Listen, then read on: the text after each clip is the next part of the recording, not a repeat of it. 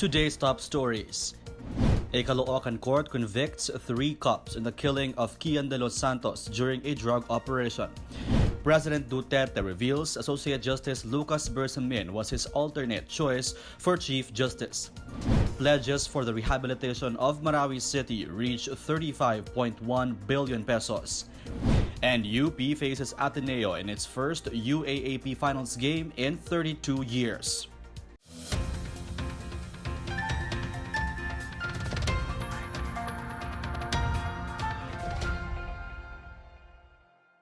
Good day, I'm William Theo. Welcome to the PNA Newsroom.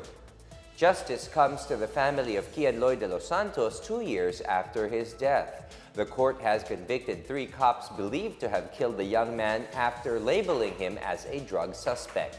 Rom Dulfo has the story. A Caloocan court convicted today 3 Caloocan policemen for the killing of 17-year-old Kian de los Santos during a buy-bust operation 2 years ago. Caloocan RTC Branch 125 presiding Judge Rodolfo Azucena Jr. found PO3 Arnel Oares, PO1 Jeremiah Pereda, and PO1 Jerwin Cruz guilty of the murder of de los Santos and sentenced them to reclusion perpetua. The court, however, acquitted the 3 of illegal drugs charges and planting of evidence. Eyewitnesses saw de los Santos talking with the policeman before he was dragged near the Tuliahan River, where he was shot dead. The panel disproved the allegation that he fired shots at the policeman as the handgun used was found on his left hand despite being right-handed. Likewise, forensic reports proved that the victim was shot at close range. The panel said several witnesses have testified that it was de los Santos who was seen on CCTV being dragged away before he was killed. Justice Secretary Bernardo Guevara said the prosecution of the case belies claims that there is a culture of impunity in the government's war against drugs. On the other hand, Guevara said the conviction should not deter law enforcement agencies from vigorously pursuing the anti-illegal drug campaign while following the rule of law. For the PNA Newsroom, I'm Rom Dulfo. Police have arrested former Bayan Muna party list representative Satur Ocampo in Talaingod Town, Davao del Norte. Based on a report by the 10th Infantry Division, Ocampo was in a convoy of 5 vans along with a group of minors when they were blocked by a police checkpoint. The minors were identified as students of Salugungan School in Sitio Dulian, Barangay Palma Hill. The school was closed upon the request of local officials and tribal leaders for allegedly teaching doctrines of the Communist Party of the Philippines and New People's Army. Ocampo has claimed that the students were victims of harassment by the paramilitary group Alamara. The Municipal Social Workers and Development Office questioned Ocampo for taking away the students without coordination with authorities. 70 other militant leaders were taken in for questioning along with Ocampo. The Defense Department plans to study carefully President Duterte's proposal to form a unit that will go after the Communist Rebels Special Partisan Unit, or SPARU. Defense Secretary Delfin Lorenzana says they intend to identify who should compose the unit, its heads, and those who will be accountable and who the units will target. He warns that there is great danger or abuse or mistakes in undercover operations, particularly the misidentification of targets. Meanwhile, PNP Chief Oscar Albayalde said he is still to receive instructions from the President regarding the matter. President Duterte mulled the creation of the unit to go after SPARU members who are known for assassinating people. Students in elementary and high school will enjoy a longer Christmas vacation this year. The Department of Education, or DepEd, moves the start of the holiday break to December 15 from December 22nd. The department says this is to allow children to spend more quality time with their families and strengthen their emotional bonds this Christmas. The rescheduling would also spare students from being caught in the holiday rush. DepEd, however, clarifies that December 15 remains a class day intended for student activities. Classes will resume on January 2nd. The Philippine National Police plans to purchase body cams for operations next year. Meanwhile, a lawmaker calls for the passage of death penalty. More on these and other news around the metro from Rom Dulfo. The Philippine National Police is set to acquire body cameras to be used by cops in anti-crime and drug operations next year. The PNP plans to acquire around 12,000 body-worn cameras.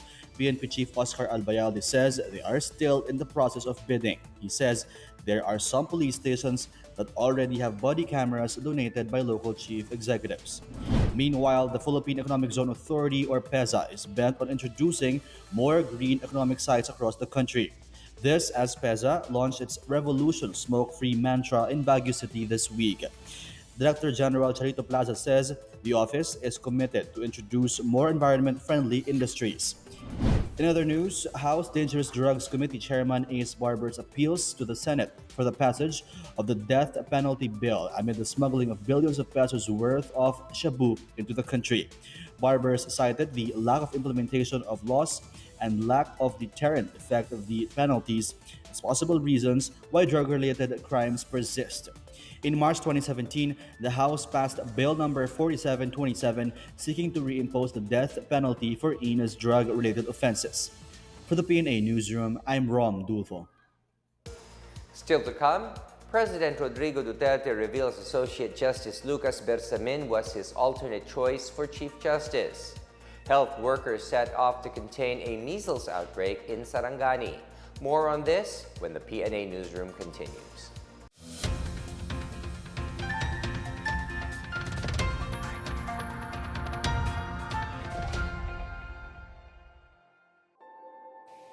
In fact, Mr. President, 4 na gobernador ang lumipas. Wala hong nangyari sa Panglao Airport. In fact, Mr. President, 2 groundbreaking ang nangyari. Wala hong nangyari sa Panglao Airport. Kaya nga ba't siguro nung sinabi ko, tatapusin natin ang Panglao Airport in 2 years, may duda, may alinlangan, siguro may alipusta pa. Today, Mr. President, after 1 year and 8 months, we are all gathered here to celebrate and inaugurate the opening of the Bohol Panglao International Airport.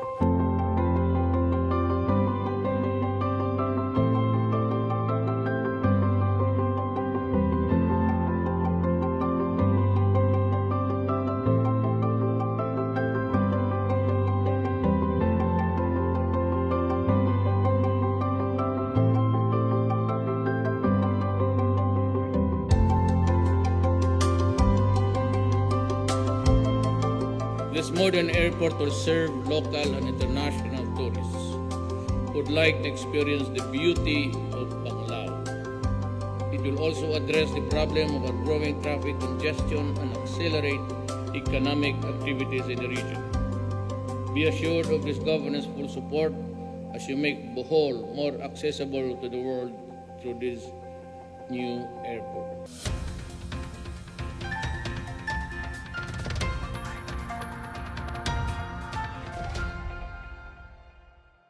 President Rodrigo Duterte has defended the appointment of Chief Justice Lucas Bersamin amid criticism that he broke the tradition of seniority. Duterte says Senior Associate Justice Antonio Carpio had refused the offer to become Chief Justice, which is why he selected Bersamin instead. Bersamin is the third most senior magistrate of the Supreme Court, but he is the most senior justice in terms of service in the courts. He has had 32 years of service in the third branch of government. Carpio declined the nomination as he did not want to benefit from the ouster of Maria Lourdes Sereno as Chief Justice after voting against it.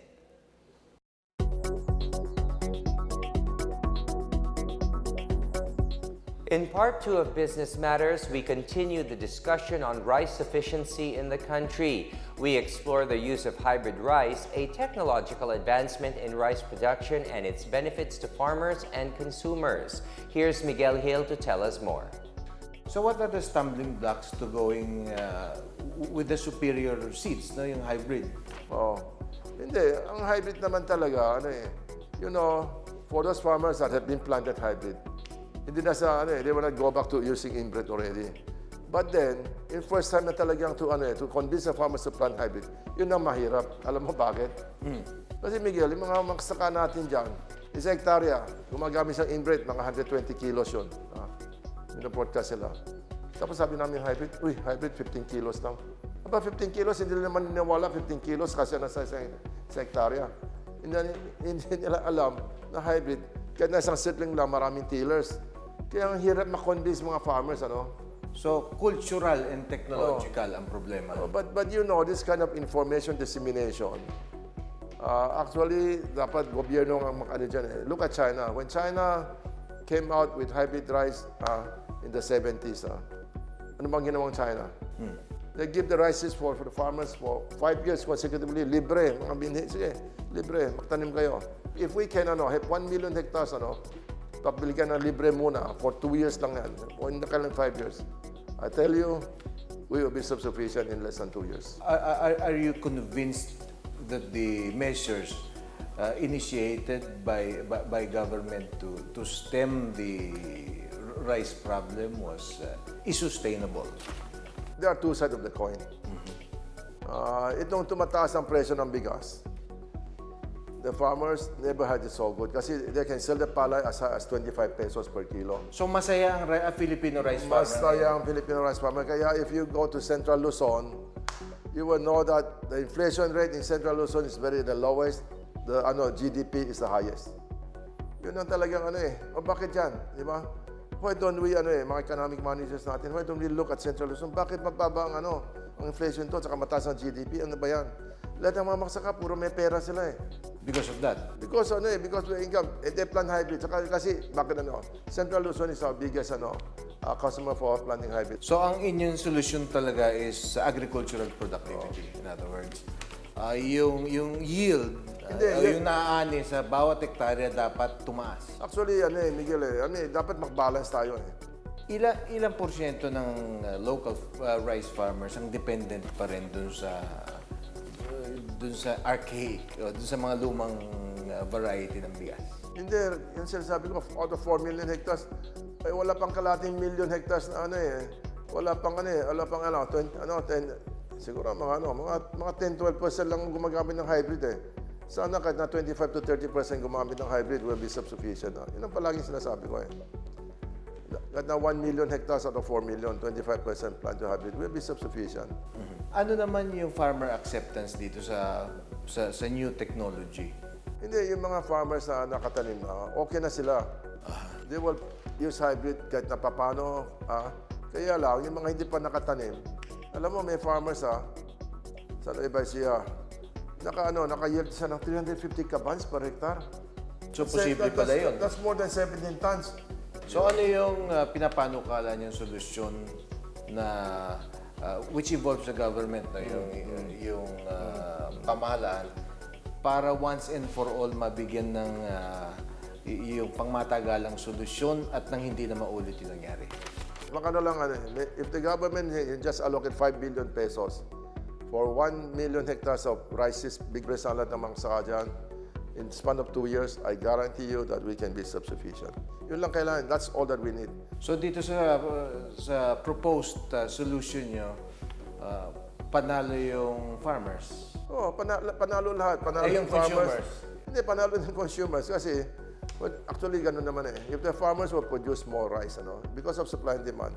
Instead of dati, kung 3 tons lang, 4 tons lang, ngayon naka 10 tons na. Pag naka 10 tons na, yung daming supply ng palay sa merkado, di ba? Pag daming supply ng palay ng merkado, the price will maybe drop a little bit, pero kumita pa rin. And then if the price drop a little bit for the palay, then the rice that will be sold will also be cheaper na, di ba? On that note, thank you very much, sir, for your time, for your insights regarding a problem that really shook our nation. Pero it took the cooperation between government and the private sector to more or less stabilize the prices. Medyo yung presyo naman ng bigas ngayon, as far as I know, namamalengke rin tayo, medyo stable na. Pero we really have to implement measures in order to ensure that problems like this do not happen again. Thank you very much, sir. Sige, Miguel. Anytime. Okay, join us again next time as we tackle yet another issue in the next episode of Business Matters. Good day. The Department of Health sends personnel and vaccines to stop a measles outbreak in Sarangani. And Mayor of Coronadal City orders an investigation on illegal small-town lottery operations. More on these stories from the provinces from Janice Cave. The Department of Health delivered additional vaccines and medicines to an upland village in Malapatan Town, Sarangani Province to help contain a continuing suspected measles outbreak.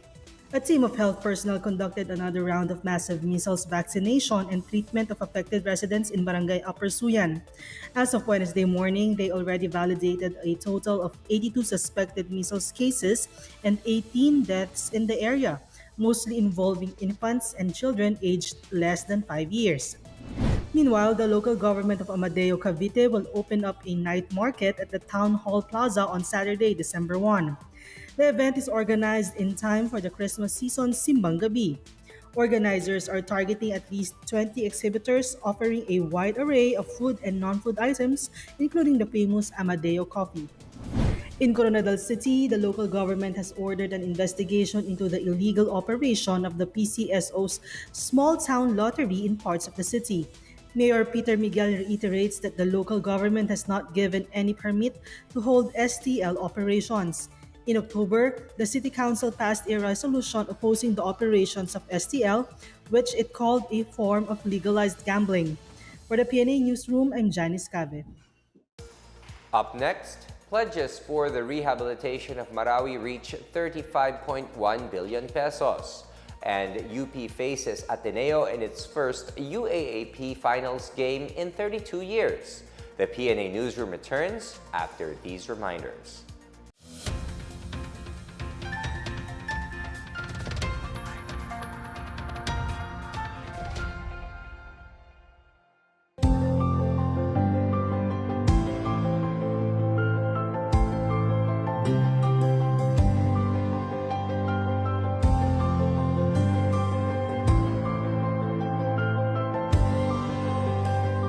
Dito ho makikita sa paliparan ito, 30% is solar. Ibig sabihin, yung pangangailangan nating power at kuryente ay magbubula 30% sa solar farm na ating itinayo. You will be proud that you are a Filipino. Hindi lang kasi kami, I'm not the guy that's nagbabandera ng, I'd rather makita ninyo na nandyan, I said, it is rightfully yours. So this structure, edifice, is yours.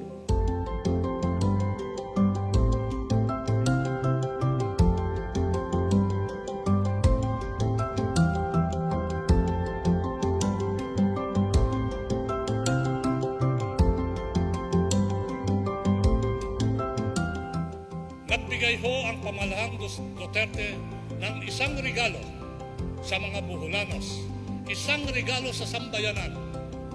Ang hiling ho namin, ang hiling ng ating Pangulo, gamitin itong regalong ito, pero please lang, pangalagaan natin.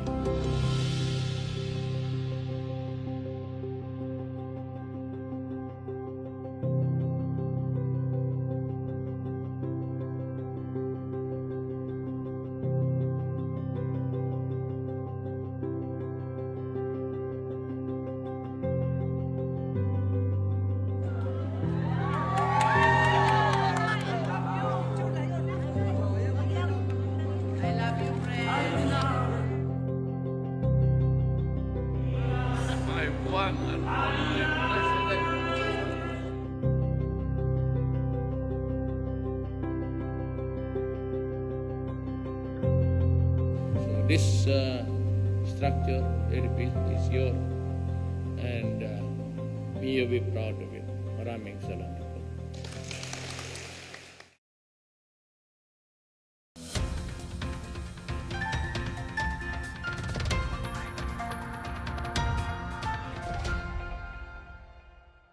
The Philippines has received about 35.1 billion pesos worth of pledges from the Bangon Marawi Rehabilitation Program. Finance Secretary Carlos Dominguez has thanked the United Nations and other countries, as well as private partners who offered assistance in rehabilitating Marawi and uplifting its residents. He also extends his thanks to the Asian Development Bank, World Bank, and International Fund for Agriculture Development for being the country's development partners. The majority of the pledges, which is worth 32.7 billion pesos, comes from concessional financing. A diplomatic clash between Kiev and Moscow erupted recently after 3 Ukrainian warships illegally crossed the maritime border with Russia in the Kerch Strait. Moscow has described the Ukrainian vessels' actions as a provocation committed in violation of international law.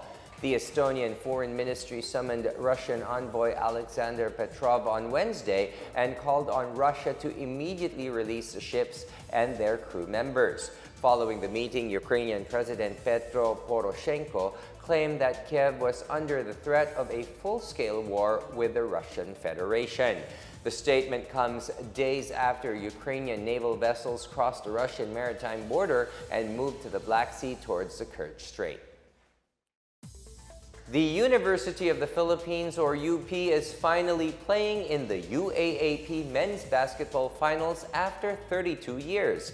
The Fighting Maroons outlasted Adamson University on Wednesday night to advance to the UAAP Season 81 Finals.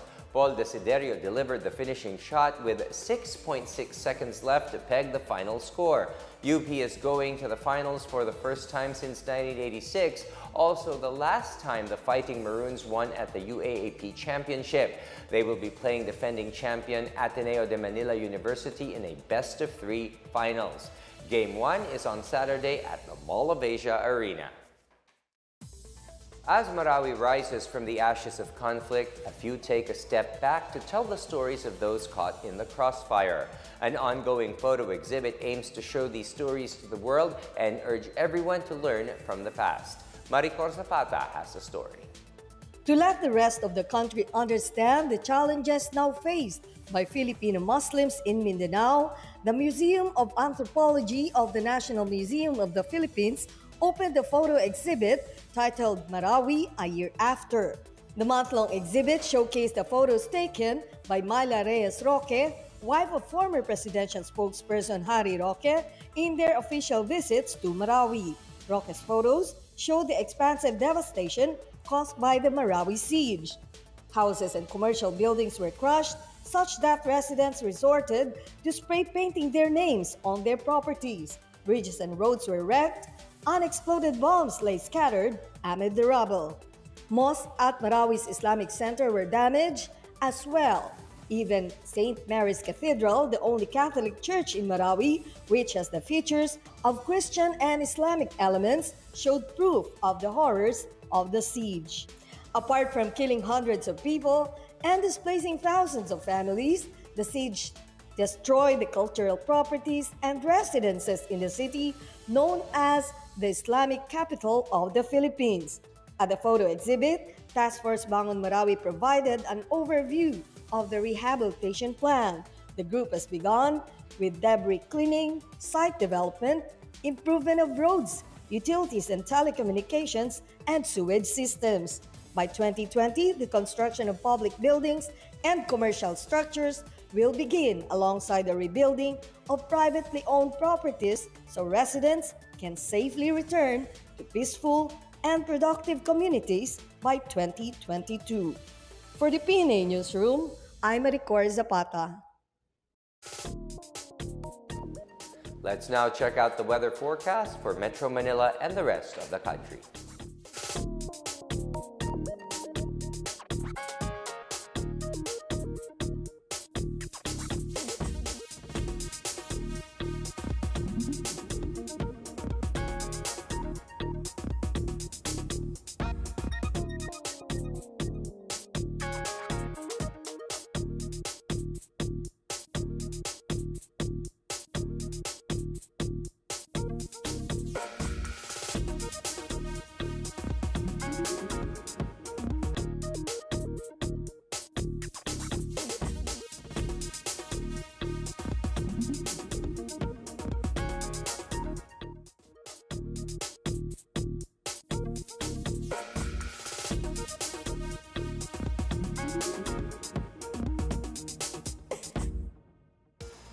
Let's take another look at today's top stories. A Caloocan court convicts 3 cops in the killing of Kian de los Santos during a drug operation. President Duterte reveals Associate Justice Lucas Bersamin was his alternate choice for Chief Justice. Pledges for the rehabilitation of Marawi City reach 35.1 billion pesos. And UP faces Ateneo in its first UAAP Finals game in 32 years. Thank you for watching another edition of the PNA Newsroom. To check out these and other stories, visit the PNA website or follow the Philippine News Agency on Facebook and Twitter. For more stories about the government and how it serves the Filipinos, look for these hashtags in all of our social media platforms and websites. And the holiday rush is in full swing. Only 26 days more to go before Christmas. And that's your daily dose of the latest news and information that you need to know. From the PNA Newsroom, I am William Theo. Good day.